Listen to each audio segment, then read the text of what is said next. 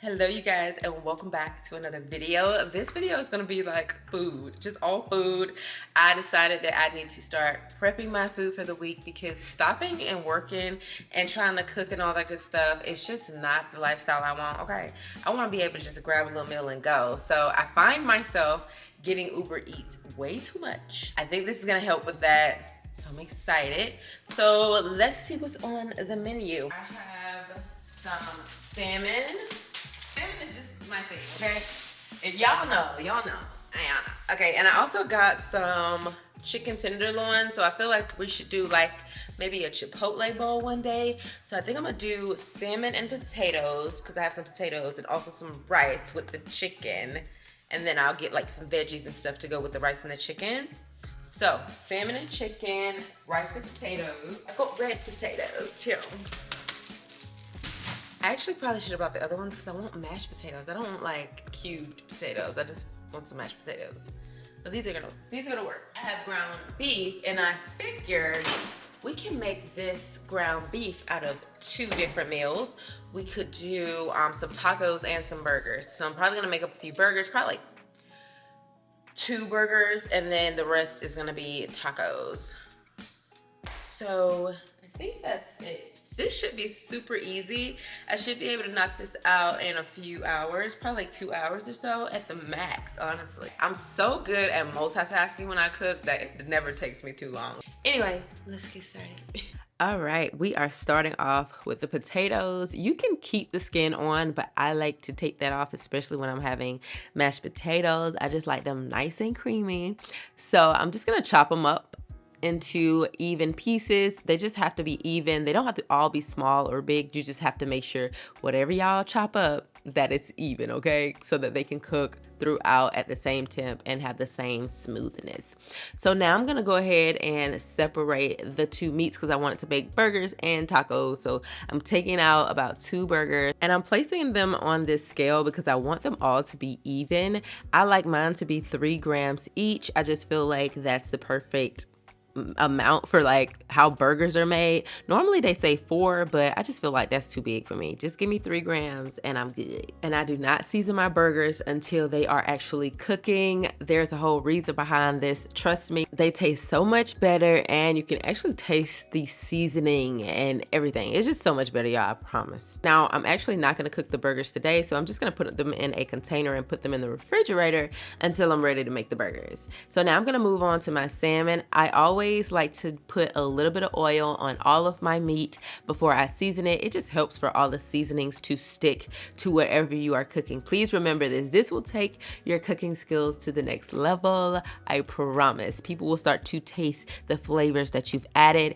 And as you can see, I'm adding quite a bit. I got my onion powder, lemon pepper, garlic powder, paprika, Cajun seasoning. You know, do whatever makes you happy, but those are like normally my seasonings of choice.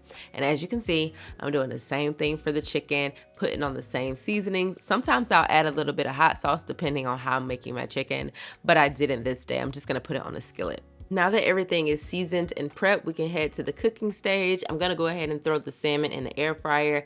This is how I like to make my salmon. I always just throw it in there and just periodically check on it, but I would say leave it in there for a good 12 minutes. Next, I'm gonna start my taco meat. I love me some tacos, y'all. I'm not even gonna lie. So having taco meat on deck for the week, it's just my dream, okay? If I ever want a taco, I can just grab some.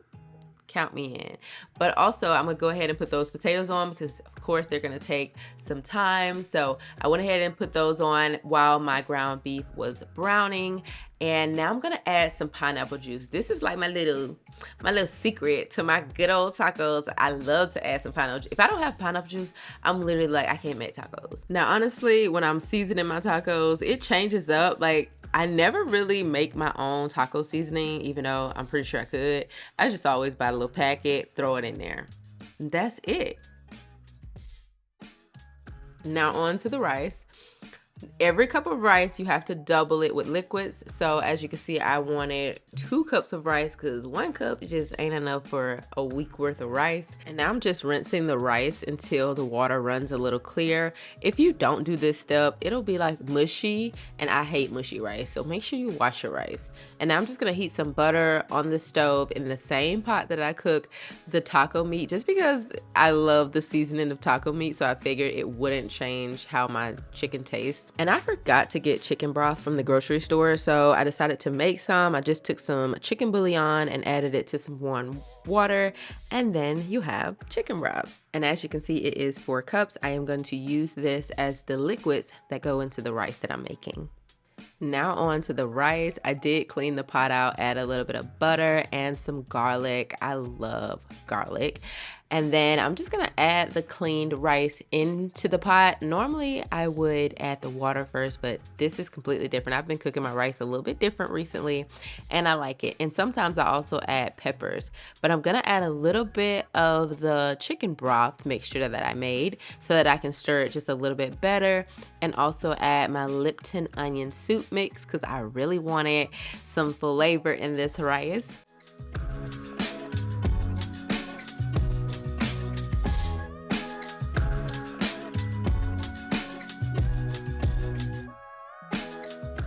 So I'm just gonna mix that up, add some more flavoring. I love Sazon in my rice. I love the color that it gives, and also just the flavor. It's just really good to me. So I'm gonna add that and then add some more of the broth and let it sit for 20 minutes on low.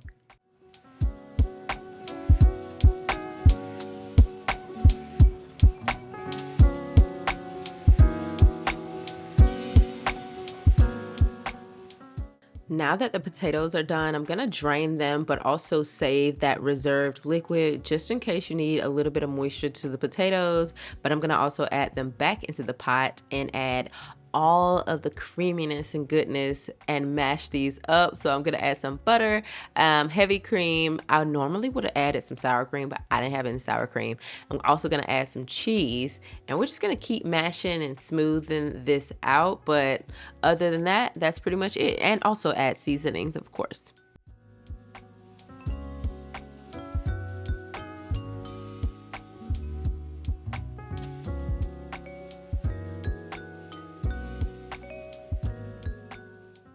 And just like that, you guys, we are done. The rice, it looks so good and it tastes amazing. The ground beef for the tacos, the mashed potatoes, they look so creamy. So good. I have my salmon and chicken. I wish I had more salmon. I wish I did. And then I just went ahead and put the rice into a container and everything went in the refrigerator. Now, I don't even know why I'm even showing you guys these chicken wings, because I did not show you any of the process of making the wings.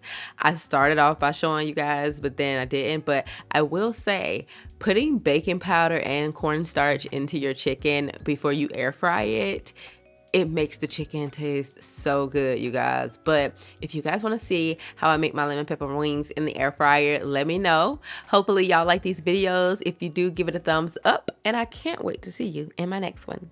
Hope you have a good day. Bye.